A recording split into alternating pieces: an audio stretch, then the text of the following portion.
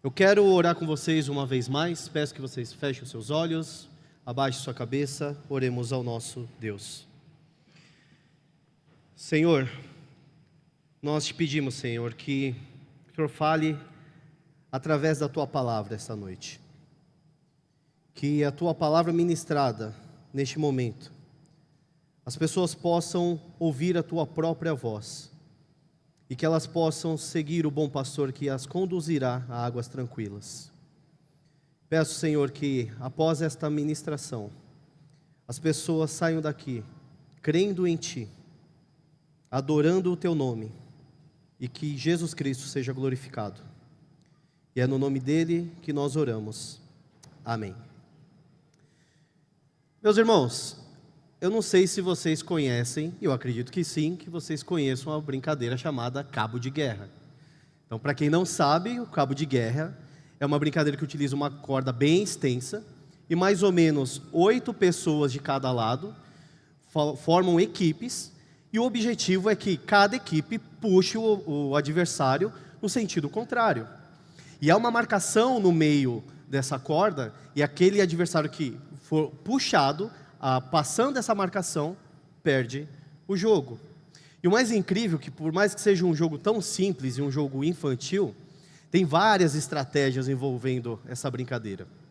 Uma delas é a distribuição de peso entre as pessoas, só que o mais importante de todas elas não é a distribuição de peso, é o sincronismo dos movimentos. Em outras palavras, as pessoas precisam trabalhar em unidade. E é justamente isso que nós falaremos essa noite. Então, para as crianças que estão anotando, a palavra do sermão é unidade. Nós vamos verificar então como que, assim como no cabo de guerra, as pessoas precisam trabalhar em unidade para que possam vencer este jogo. Nós veremos que na igreja também, na igreja de Cristo, as pessoas precisam trabalhar em unidade. Não só para que o jogo seja vencido. E mais importante, aquelas pessoas que estão trabalhando ativamente, puxando a corda no sentido correto, devem verificar se todas as outras estão fazendo o mesmo. Peço que vocês abram a Bíblia, lá em Efésios capítulo 4. O nosso trecho hoje vai do versículo 1 até o versículo 3. Efésios 4, os versículos 1 até o versículo 3. Que diz: Rogo-vos, pois, eu, prisioneiro no Senhor, que andeis de modo digno da vocação a que foste chamado, com toda humildade e mansidão, com longanimidade, suportando-vos uns aos outros em amor, esforçando-vos diligentemente por preservar a unidade do Espírito no vínculo da paz. Este é o nosso texto. E antes da gente entrar propriamente nele, fazer um breve resumo do que a gente já estudou até aqui. Os primeiros 3 versículos de Efésios, nós falamos sobre a grandeza de Deus. Falamos sobre a forma como Deus nos salva através da eleição e predestinação. Vimos que Deus desfez a inimizade que havia entre judeus e gentios. E toda a grandeza de Deus, então, ela é exaltada nos 3 primeiros capítulos. Inclusive no capítulo 3 vai falar que aqueles que estão em Cristo são família de Deus, faz parte dessa família de Deus. Só que no capítulo 4, nós começamos então a verificar quais são os deveres destes que foram eleitos, que foram salvos mediante Cristo Jesus. E basicamente nós temos 4 pontos aqui nesses 3 versículos, 4 pontos que nós vamos observar. Então o primeiro ponto é que o texto diz que nós devemos andar segundo a nossa vocação. Depois ele diz que não só andar segundo a nossa vocação, mas que isso deve ser feito com humildade e mansidão. E não só com humildade e mansidão, com longanimidade, suportando-vos uns aos outros em amor. E tudo isso serve para o último ponto, que é preservar a unidade do Espírito no vínculo da paz. Então o primeiro ponto é andar segundo a vocação. Só que nós precisamos verificar que vocação é essa que Paulo está falando. Do que ele está tratando aqui? Qual é a vocação que nós precisamos verificar para que a gente ande de acordo? Se eu perguntar para a maioria de vocês o que nós estamos fazendo aqui essa noite, talvez vocês digam: nós viemos adorar o Senhor. Mas por que viemos a adorar o Senhor? Porque nós somos cristãos. Tudo bem, e por que nós somos cristãos? Nós, no capítulo 1 de Efésios, já verificamos isso. Lá no capítulo 1 de Efésios vai dizer que nós fomos eleitos antes da fundação do mundo, para a adoção de filhos, para vivermos de forma santa e irrepreensível. Então perceba que a vocação daquele que é filho de Deus, não é simplesmente um status de eu sou filho de Deus e agora eu faço o que eu quero. Existe uma maneira de viver corretamente, e essa maneira de viver é de forma santa e irrepreensível. Se, por exemplo, a gente for em algum médico e verificar que esse médico está agindo de forma negligente, ou está despreocupado com toda a situação dos pacientes que estão ali, de forma clara nós diremos, este médico não está andando conforme a sua vocação. Não foi para isso que ele se formou. Estudou tantos anos e não consegue exercer a sua vocação. E não é diferente se você for buscar um advogado, se for buscar um dentista, qualquer profissional que você for buscar, o mínimo que você espera é que ela faça as coisas de acordo com a vocação que ela recebeu, aquilo que ela estudou durante todos aqueles anos. Isso não é diferente ao cristão. E eu não estou querendo aqui colocar rótulos no cristão. O cristão deve ser assim, o cristão deve fazer dessa maneira, como se existisse um padrão único e correto de vestimenta, comportamento, jeito de falar. Mas não sejamos ingênuos. A Bíblia diz que o cristão é diferente das pessoas do mundo. Nós não podemos dizer que homens e mulheres que são cristãos são iguais às pessoas lá de fora, andam conforme os ímpios. Se você olhar para a sua própria vida e dizer, bom, não há diferença nenhuma entre a minha vida e do ímpio. Talvez, se você tem essa percepção, você não seja salvo. Porque há uma clara distinção e há uma clara diferença nessas coisas. Então, por isso que, como filhos de Deus, algumas ações são necessárias para isso. E a primeira coisa que ele fala da forma como nós devemos andar, segundo a nossa vocação, é que nós devemos andar com humildade e mansidão. Parece óbvio, né? Mas eu sempre digo que o óbvio ele precisa ser dito. Todo cristão, todo filho de Deus deve ser humilde. E isso é claro, isso deveria ser a primeira coisa a se aprender aqueles que são cristãos. Porque se a gente verificar, como a gente já viu nessa carta de Efésios, o cristão é aquele que estava morto em delitos e pecados e que foi salvo por Deus. Deus envia o seu próprio filho para morrer na cruz, pagar pelos pecados dessa pessoa, de uma forma que ela não merecia. Só nesse ponto, a gente já deveria olhar e ter humildade em relação a essas coisas. Não há vanglória alguma em ser salvo. Não há vanglória nenhuma em nós dizer, eu sou cristão, eu sou melhor do que as outras pessoas. Não precisa abrir, mas em 1 Coríntios 4:7, eu vou ler aqui na versão Almeida 21. 1 Coríntios 4:7 diz assim, pois quem te faz diferente dos demais? E o que tens que não tenhas recebido? E se o recebeste, por que te orgulhas? Como se não tivesse recebido. Novamente também li em 2 Coríntios 10, 17 e 18. Aquele porém que se glorie-se no Senhor, porque não é aprovado a quem a si mesmo se louva, e sim aquele a quem o Senhor louva. E eu espero realmente que ao ouvir essas palavras e ao ouvir esses trechos bíblicos, nós tenhamos plena convicção de que nós devemos ser humildes. E essa humildade não se refere a uma posição, a uma feição natural que nós temos, mas se deve ao fato de entender que nós, que não merecíamos nada, fomos salvos pela graça de Deus. E é por isso que quando você se deparar com algum pecado, seja do seu irmão em Cristo, ou seja de algum ímpio, você deve agir com humildade, entendendo inclusive que aquele pecado cometido pela outra pessoa, seja ela cristã ou não, você poderia estar cometendo o mesmo pecado ou um pecado ainda pior. Isso é humildade. É entender que a única diferença entre o ímpio e nós que cremos em Cristo é a graça salvadora de Deus. E com isso em mente é que ao tratar essas pessoas em pecado, nós devemos agir com mansidão. Nós devemos ser amorosos e cordiais com as pessoas, mesmo tratando situações extremamente difíceis. Perceba, ser amoroso não significa que nós não precisamos ser muitas vezes duros, mas é possível ser duro e ainda assim ser amoroso. É possível você trazer verdades necessárias para a pessoa sair daquele pecado e ainda assim você ser amoroso.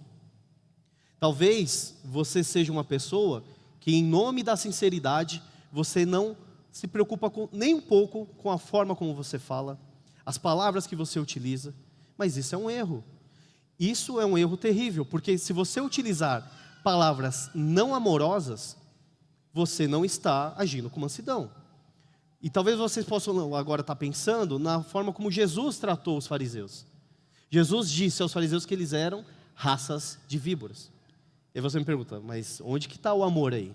Como é que eu chego para alguém e chamo de raça de víbora? Onde que está o amor, né? E não só Jesus fez isso, como os discípulos e os apóstolos também fizeram isso a outras pessoas que estavam contrárias a Cristo Jesus. Mas sabe qual que é a grande diferença aqui? A diferença é que essas pessoas ímpias, essas pessoas que não temiam o Senhor, estavam fazendo coisas diretamente contrárias à glória de Deus. Elas estavam blasfemando ao Senhor, impedindo pessoas de irem a Cristo. E para essas pessoas, nós sim devemos ser severos. Nós não devemos ter nenhum tipo de compaixão de pensar que essas pessoas podem fazer o que quiserem. Nós precisamos ser duros com essas pessoas, expor a elas a verdade sobre o fato. Mas o perigo disso aí é quando nós não fazemos a diferença. Porque o grande problema não é você chegar a um ímpio e falar assim: olha, você, junto com essas pessoas que são ímpias e odeiam o Senhor, vocês são raças de víboras. Vocês são como sepulcro aberto. Porque tudo que vocês estão fazendo contrário ao Senhor. Essa é uma diferença. Só que nós muitas vezes agimos dessa mesma forma entre nós que somos irmãos em Cristo. E nós não precisamos fazer isso. Nós não devemos agir dessa forma. E a forma como nós tratamos com severidade as pessoas e com gravidade, nem sempre é por algo ou por uma ação tão grave. Nós temos uma certa razão em algum sentido, então nós usamos palavras duras em coisas que talvez não sejam tão necessárias. E eu já presenciei, infelizmente, pessoas sendo extremamente duras por coisas do tipo: fez um aniversário e não me chamou, não me respondeu a mensagem do WhatsApp, ou então, simplesmente porque não foi cumprimentada em um dia X, Y ou Z. O ponto que nós, como família de Deus, nós deveríamos estar em um ambiente seguro. Nós não precisamos ficar pisando em ovos aqui. Quando for necessário dizer algo, é necessário ser dito. Quando um pecado está ocorrendo, ou um erro está acontecendo, nós precisamos sim dizer de forma clara, aberta e sincera. Mas podemos ser duros, mas temos que ser amorosos. Nós não precisamos, como eu disse, ficar pisando em ovos, pensando: eu não vou falar nada, porque o que será que ele vai pensar? Mas você expor o pecado de alguém, chamar essa pessoa ao arrependimento, é sim um ato de amor. É um ato de amor você dizer à pessoa que ela está em pecado e ela precisa se arrepender disso. E nossa obrigação e o nosso dever é fazer essas coisas. Só que da mesma forma que nós não podemos viver pisando em ovos e temer e falar as coisas para as pessoas, também não precisamos viver pilhados. A qualquer frustração que ocorre, então eu estou pronto para explodir e dizer qualquer coisa que venha à minha mente. E nisso a gente chega ao terceiro ponto, que é justamente que nós devemos andar segundo a nossa vocação que recebemos, com longanimidade, suportando uns aos outros em amor. Uma expressão muito conhecida por nós, de forma bem popular, é a expressão pavio curto. E para quem não conhece essa expressão, vou dar uma explicação técnica sobre isso. Pavio curto é a característica da pessoa que se irrita com facilidade, se enfurece, se enraivece facilmente ou é irritável. Essa é a característica de alguém que é pavio curto. Longanimidade é justamente ao contrário. É uma pessoa que não se irrita com facilidade, que é paciente, que dificilmente você vê que perde a paciência. E nós, no meio da igreja, deveríamos conhecer muitas pessoas assim. Aliás, nós que professamos a fé em Cristo, deveríamos ser uma dessas pessoas. E não adianta você falar que, olha, ok, eu sei que eu tenho que ser longânimo, mas eu preciso adquirir isso. Se você pensa dessa maneira, talvez você precise entender melhor o que é a longanimidade. Longanimidade é um fruto do Espírito. E sendo um fruto do Espírito, todos aqueles que têm o Espírito de Deus possuem longanimidade. Então a lógica é bem simples. Eu sou cristão, tenho o Espírito de Deus. Se longanimidade é um fruto do Espírito, logo eu possuo longanimidade. Eu concordo que longanimidade é algo que precisa ser praticado e aprendido. Isso eu não tenho dúvidas. Mas não é algo que vocês que estão em Cristo precisam adquirir. Vocês não precisam adquirir isso. Vocês precisam fazer uso dela. Esse que é o ponto. A longanimidade ela já está com vocês. Assim como todos os outros frutos do Espírito. E para você aprender a ser longânimo, acho que um primeiro ponto essencial é você começar a se inclinar para as coisas do Espírito. Romanos 8 diz, aqueles que se inclinam para as coisas do Espírito, realizam as coisas do Espírito. Se inclinam para as coisas da carne, realizam as coisas da carne. É algo bem simples. Então, muitas vezes a gente se enche de tantas atividades cotidianas, e eu nem estou falando pecaminosas, tá? Estou falando atividades normais, do dia a dia. E você se enche tanto dessas atividades, sem se inclinar nenhum momento do dia para coisas espirituais, e depois não consegue entender, porque você não consegue ter deleite nas coisas de Deus, ou porque você não consegue cumprir as coisas que Deus disse e requer de nós. Precisamos então, em primeira mão, nos inclinarmos às coisas do Espírito. É importante também dizer que longanimidade não é algo para você realizar ou executar para que você seja uma pessoa mais legal. Não, eu vou ser longânimo porque as pessoas realmente falam que eu sou muito chato, que toda hora eu me irrito com as coisas, então eu preciso ser mais longânimo, porque eu preciso ser mais legal com as pessoas. Só que não é isso que o texto fala. Leiam novamente o texto, lá no versículo 2. Longanimidade, suportando-vos uns aos outros em amor. O fato de você ser longânimo, a ordem para que você seja longânimo, é para que você suporte uns aos outros em amor. E é por isso que nós precisamos ser longânimos.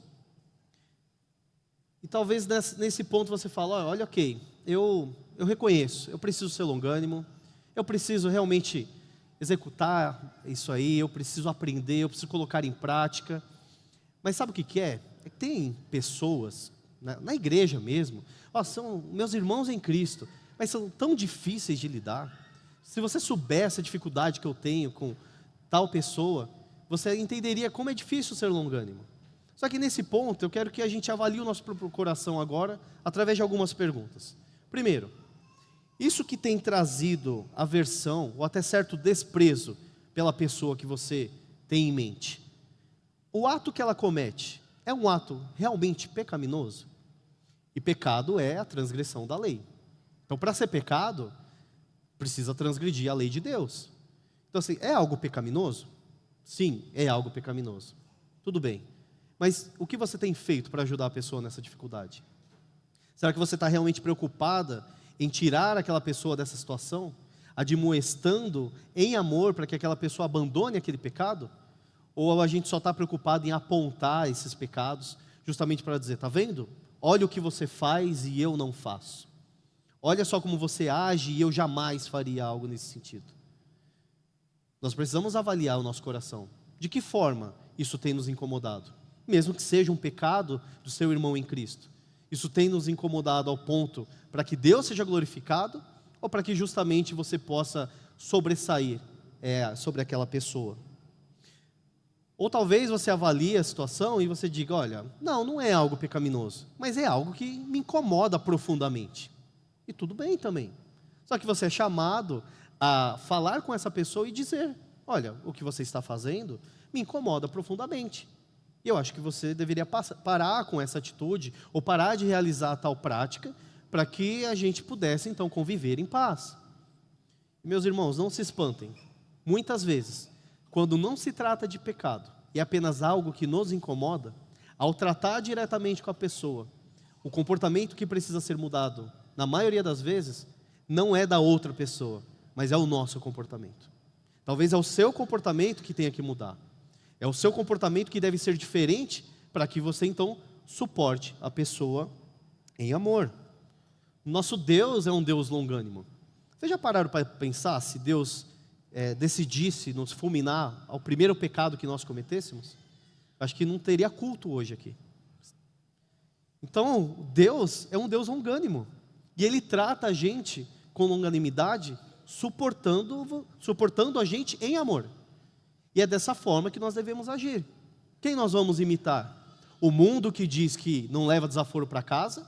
Ou nós vamos imitar o nosso Deus que nos salvou, nos suportando com seu grande amor? E como eu disse, todas essas ações citadas, de andar segundo a vocação que a gente foi chamado, de andar com humildade, andar com mansidão, com longanimidade, suportando uns aos outros em amor, tudo isso corrobora com o objetivo final, que é preservar a unidade do Espírito no vínculo da paz. De forma clara e sucinta, manter a unidade do Espírito nos dará paz. Se todos nós trabalharmos visando esta unidade, nós teremos paz. E unidade não tem a ver com o ecumenismo. E o que é isso? É aquela ideia de que todas as religiões são iguais, que o Deus é o mesmo, e a gente deve viver em harmonia com todas as religiões que existem. Afinal, o texto está dizendo, a gente precisa viver em unidade. Mas não é isso que o texto diz. Nós não devemos viver em unidade com religiões que negam assuntos e doutrinas centrais à fé cristã. Como nós vamos viver em unidade com pessoas que negam a divindade de Cristo? Pessoas que negam a Trindade? Ou pessoas, então, que acham que as Escrituras não são suficientes? Nós viveríamos em unidade com pessoas que dizem: eu acho que Cristo não ressuscitou. Na verdade, Jesus ressuscitou no coração dos discípulos. Nós vamos viver em unidade com essas pessoas? Não é isso que o texto está dizendo. Porém, também o texto não diz que unidade é que nós devemos pensar iguais. Imagina então que para se ter paz, nós deveríamos todos pensar iguais. Nós mesmos aqui na nossa igreja, viveríamos em guerra com várias outras igrejas. Nós temos uma particularidade aqui, que são as crianças no culto. Então, qualquer igreja que não tiver criança no culto, não devemos ter unidade. Isso é um absurdo. É uma característica nossa, uma convicção que nós temos, mas há diálogo com outras igrejas que não têm essa prática. O ponto de ter as crianças no culto não é um ponto fundamental, essencial à fé cristã. E mesmo quando o culto acabar, se você permanecer um pouco e ficar em alguma rodinha de conversas, você vai ver como as pessoas pensam muito diferente. Tem várias ideias a respeito de vários assuntos. Escatologia, então, nem se fala. Então, não é problema algum você pensar diferente. Mas a beleza, irmãos, dessa igreja que eu posso testemunhar, é que nós temos a unidade em crer que a salvação é unicamente pela graça e unicamente pela fé em Cristo Jesus. E isso nós não abrimos mão.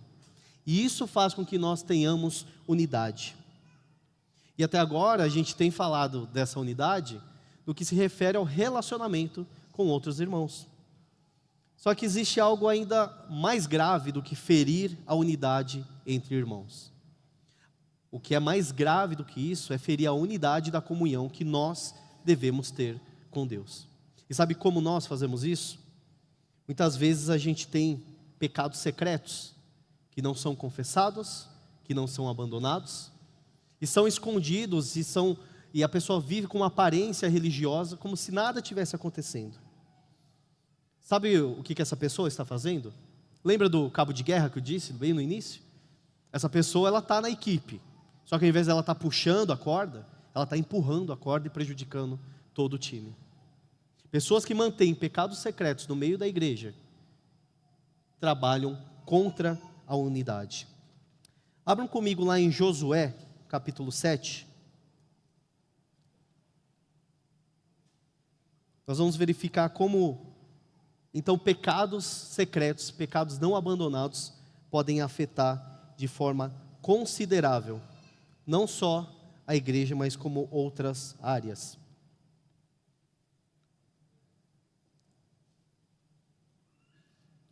Em Josué capítulo 7, nós temos a história de Acã.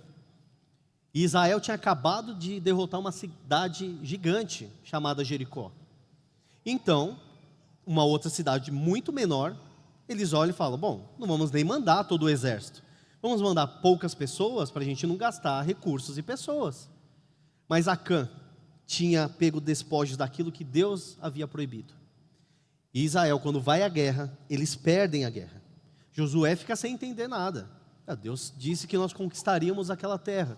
E de repente agora nós fomos humilhados pelo nosso inimigo. Josué rasga suas vestes e se lamenta diante de Deus. Mas Deus responde ele. Veja lá em Josué capítulo 7, os versículos 10 até o versículo 13, que diz: então disse o Senhor a Josué: levanta-te, por que estás prostrado assim sobre o rosto? Israel pecou e violaram a minha aliança, aquilo que eu lhes ordenara, pois tomaram das coisas condenadas, e furtaram e dissimularam, e até debaixo da sua bagagem o puseram, pelo que os filhos de Israel não puderam resistir aos seus inimigos, viraram as costas diante deles, porquanto Israel se fizera condenado. Já não serei convosco, se não eliminardes do vosso meio a coisa roubada. Dispõe-te, santifica o povo e dize: santificai-vos para amanhã, porque assim diz o Senhor, Deus de Israel: há coisas condenadas no vosso meio. Ó Israel, aos vossos inimigos não podereis resistir, enquanto não eliminardes do vosso meio as coisas condenadas. Acã tinha pecado de forma secreta. E talvez Acã pudesse pensar: bom, eu não estou fazendo mal a ninguém. Eu peguei aqui, escondi aquilo que Deus proibiu, que mal eu farei a qualquer outra pessoa? Afinal, é algo particular meu. Mas não é dessa forma que Deus trata. O que mais me chama a atenção nesse texto é justamente ver que pecados secretos fizeram com que a nação fosse condenada. Que pecados secretos tivessem consequências, inclusive, na família de Acã. Se você seguir a leitura do texto, você vê que Acã, sua família e todos os seus pertences são apedrejados. É por isso, irmãos, que eu quero que vocês tenham a consciência e tenham isso em mente para nunca esquecer. Pecados secretos trarão a ira de Deus sobre o arraial desta igreja. E não só sobre essa igreja, mas também para o arraial familiar de cada um de vocês. Não mantenha esses pecados secretos. Ontem no grupo de homens, nós estudando o livro de Neemias, nós verificamos que inclusive Neemias, quando foi pedir perdão pelos seus pecados, ele nomeava esses pecados. Então não basta você orar ao Senhor e dizer: ó Senhor, perdoa os meus pecados. Quais pecados? Cita os pecados. É o pecado da mentira? É o pecado da avareza? É o pecado da pornografia? É o pecado do furto? Os pecados precisam ser nomeados. E não só nomeados, mas eles precisam ser abandonados. E isso é tão urgente, irmãos, porque por mais que você mantenha um relacionamento cordial entre irmãos, se o seu relacionamento com Deus fere a unidade da comunhão, você está trazendo ira, não só para a igreja, mas para você e toda a sua família. E eu disse essas coisas até agora, e eu não quero que vocês se enganem em pensar que eu quero que vocês saiam daqui com uma moral muito mais elevada. Eu não quero que vocês simplesmente olhem para essas coisas e digam: ok, preciso ser humilde, preciso ser manso, longânimo, preciso suportar aqueles que eu considero chatos em amor, e eu vou seguir a minha vida dessa maneira. Porque você pode até, de repente, conseguir fazer isso de forma externa. Você pode ser moralmente correto, e moralmente correto ir para o inferno. Porque o que o texto está tratando aqui não são questões morais de ímpios. O texto está exortando pessoas que são cristãs a serem não moralmente corretas, mas serem pessoas que andem segundo a vocação que elas já possuem. Por isso só é possível você executar essas coisas se você é um verdadeiro cristão. Se você é um verdadeiro cristão, você não tem desculpas para não realizar essas coisas. Abram comigo também lá em Deuteronômio, capítulo 30. Deuteronômio, capítulo 30, nós vamos ler os versículos de 11 a 14.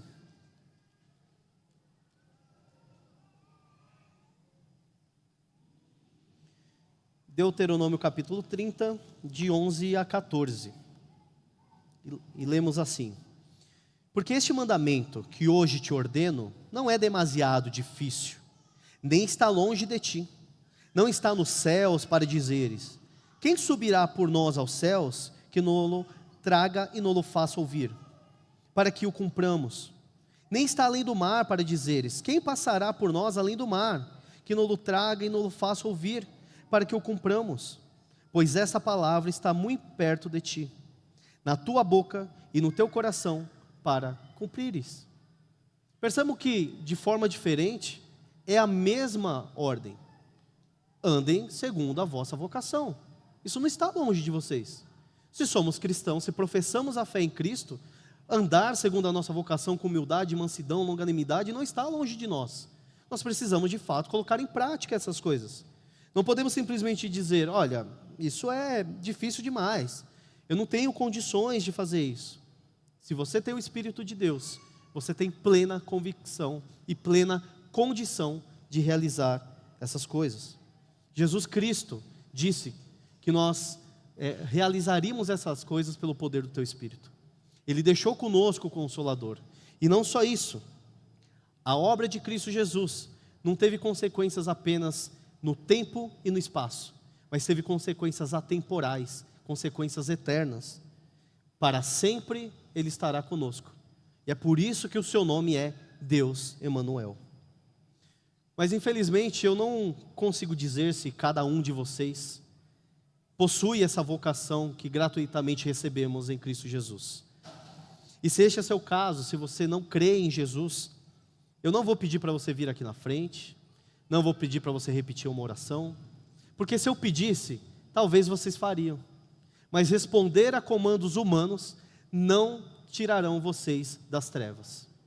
Responder aos comandos de qualquer pessoa não vai trazer ninguém das trevas para a luz. Somente a obra do Espírito Santo, por meio da obra de Cristo Jesus na cruz, é possível fazer essas coisas. É por isso que, se você se enxerga nessa condição de um não salvo, se você se enxerga nessa condição de alguém que está perdido e morto em seus delitos e pecados, você precisa buscar refúgio em Cristo Jesus. Somente Ele pode fazer isso. Então, depois que você crer de forma genuína e verdadeira em Jesus, você sim será capacitado a realizar todas essas coisas. Não para ser moralmente correto, mas porque agora, andando segundo a sua vocação, você tem deleite nessas coisas. Você tem alegria em andar segundo a vocação que você recebeu.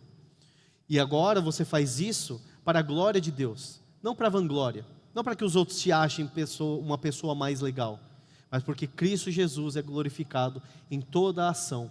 Cristo Jesus é glorificado quando você é humilde, quando você é manso, quando você é longânimo, quando você suporta os seus irmãos em amor.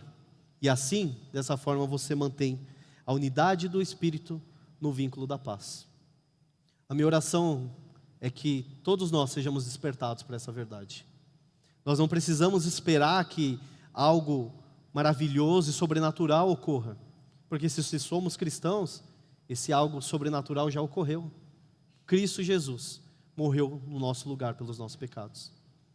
E Ele disse que nos santificaria e que a cada dia nós abandonaríamos pecados e seríamos mais parecidos com Ele. Creia nessa verdade do Evangelho. Creia nessa verdade de Cristo Jesus, para que você tenha força e confiança de que aquele que começou a boa obra em nós, Ele irá terminá-la. Amém? Vamos orar. Senhor, eu peço a Ti, Pai, que o Senhor aplique as verdades que foram ditas aqui no coração dessas pessoas. Não deixe, Senhor, que nenhuma dessas pessoas saia daqui sem saber o que fazer ou o que realizar. Traga à mente delas, Senhor, os pecados que são secretos e que não são abandonados. Que esses pecados abandonados, Senhor, possa deixar essa pessoa mais livre. Tire, Senhor, dessas pessoas esse jugo pesado e dê o seu jugo que é suave e leve. Que essas pessoas possam andar com fé em Ti e dessa forma, Pai, não só cumprir todas essas coisas, mas se deleitar nela. E experimentar, Senhor, a felicidade, a verdadeira felicidade que é realizar as ações que o Senhor nos pede. Tudo que o Senhor faz é bom, e sabemos que o Senhor jamais pediria algo para nós realizar, que não estivesse em nosso poder, a condição de realizá-lo pelo poder do Teu Espírito. E é no nome de Cristo Jesus que pedimos todas essas coisas. Amém.